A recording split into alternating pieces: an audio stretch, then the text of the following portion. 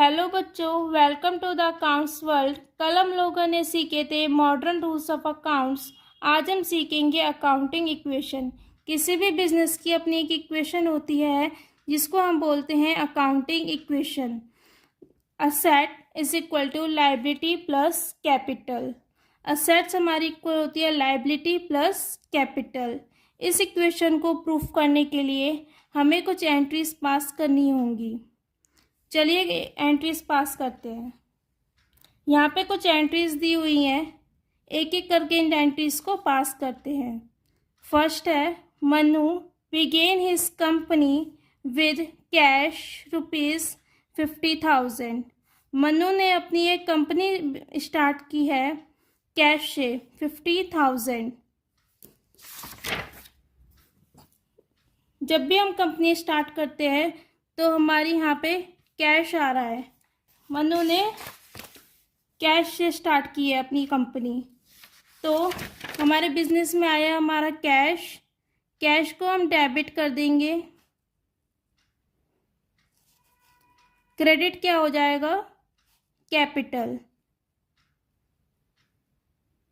जो भी चीज़ हमारे बिजनेस में आ रही है उसको हम डेबिट करते हैं। Cash account debit to capital. Capital हमारे लिए लाइबिलिटी होगी। जब भी हम अपने बिजनेस को एंड करेंगे तो हमें इस पैसे को वापस करना होगा। Cash account debit to capital 50,000।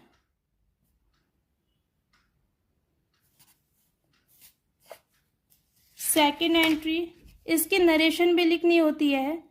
Manu start company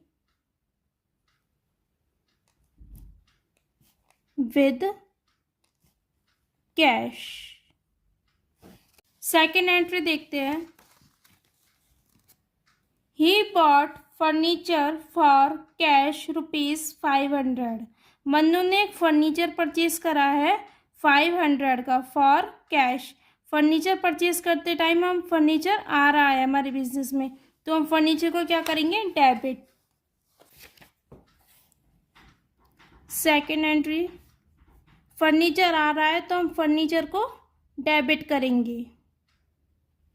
furniture account debit to cash. और हमारे पास से जा क्या रहा है? कैश, तो हमने कैश को क्रेडिट कर दिया। रुपीस कितना था? ₹500।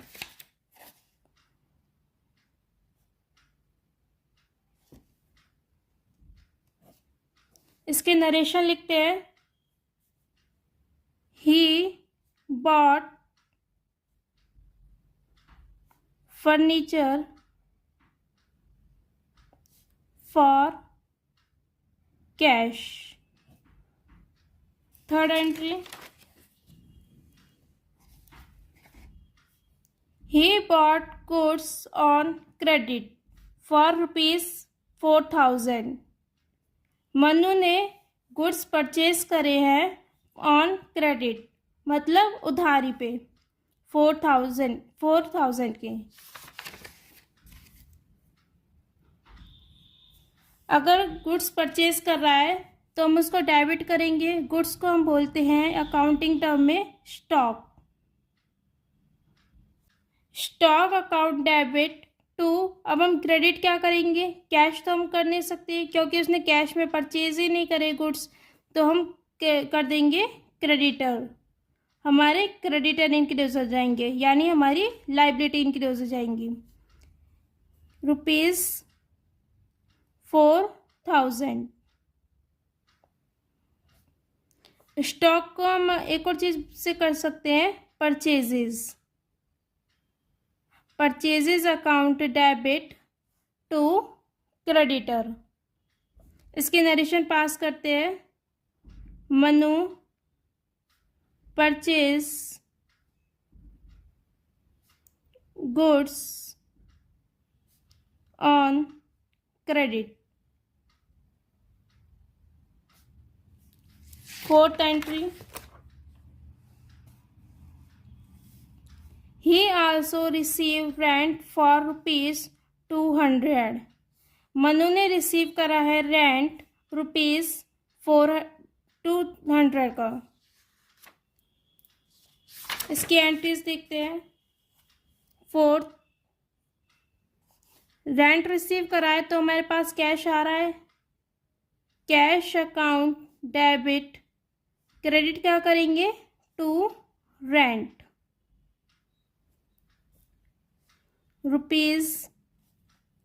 ₹200।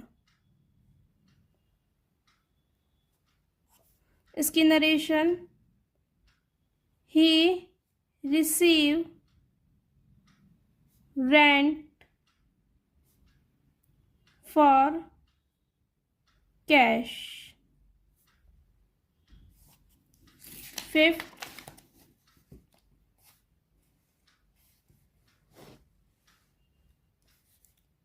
ही सोल्ड गुड्स ऑन कैश।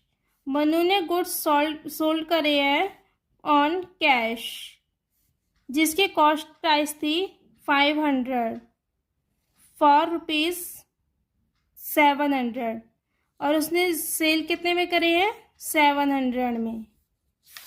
तो इसकी एंट्रीज पास होगी। फिफ्थ, गुड्स सोल्ड करें तो उसके पास से गुड्स जाएंगे टू, अकाउंटिंग टर्म में जब भी हम अपने गुड्स को सेल करते हैं तो हम क्रेडिट करते हैं सेल्स को, sales account.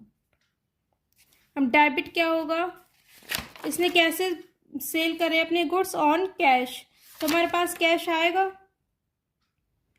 Cash account debit.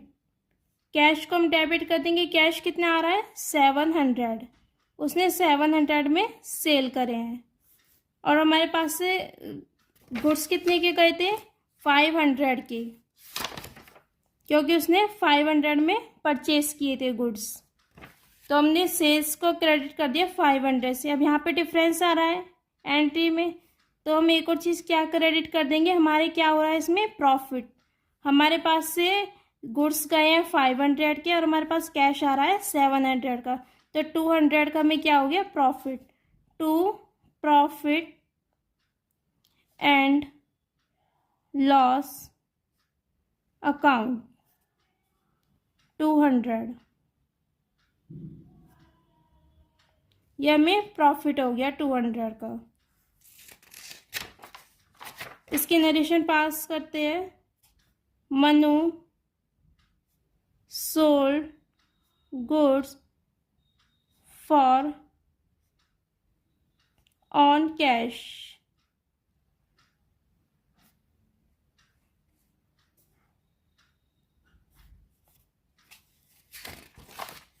Sixth entry, bought goods for cash.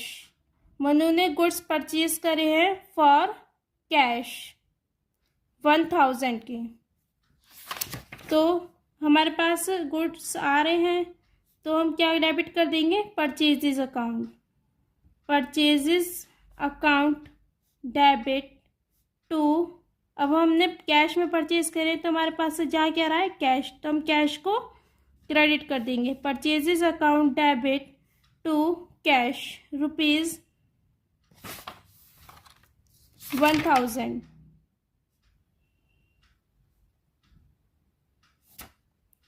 इसकी नरेशन, इसको हम यहाँ पे स्टॉक भी डेबिट कर सकते हैं, लेकिन मोस्टली परचेजेस अकाउंट ही डेबिट करते हैं।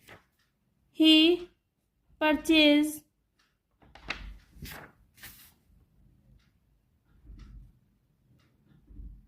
Goods on cash.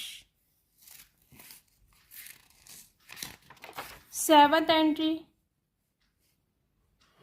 He withdraw cash for personal use. उसने विड्रॉ करा है यानी लिया है कैश फॉर पर्सनल यूज। अब मनु ने अपने बिजनेस से कैश लिया है अपने पर्सनल यूज के लिए ₹700। तो कैश हम अगर पर्सनल यूज के लिए लेते हैं तो हम डेबिट क्या करते हैं,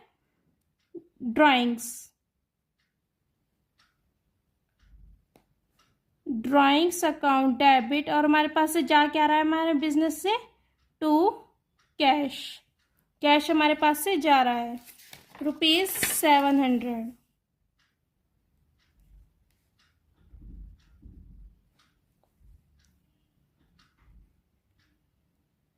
He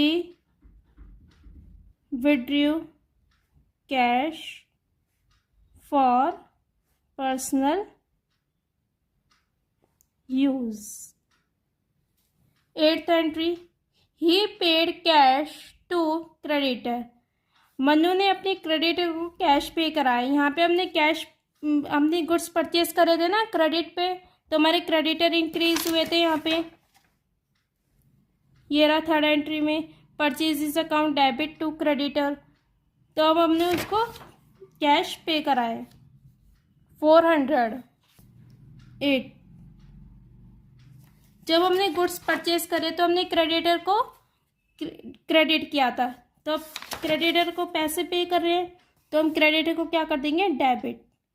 creditor account debit to, और हमारे पास से जा क्या रहा है अब, कैश, तो हम कैश को क्रेडिट कर देंगे ₹400।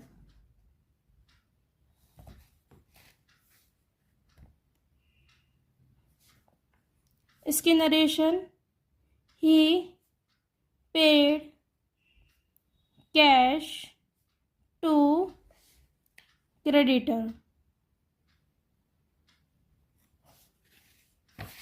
9th entry, salaries paid in cash ₹200। Manu ने सैलरी पे करी है अपने एम्प्लॉयज़ को इन कैश, तो सैलरी पे करिए, सैलरी पे करना हमारे लिए एक्सपेंस, तो सैलरी को क्या कर देंगे, debit. Expense always be debited. Salaries account debit to cash, उसने कैश में पे की है salary ₹200। Salary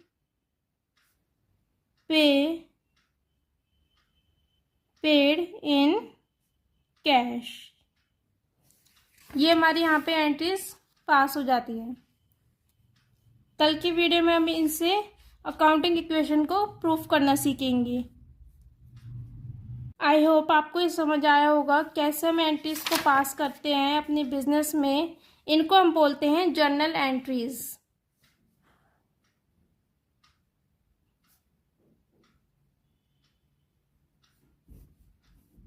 If you have any doubt, please comment me in the comment box. Please like, share and subscribe.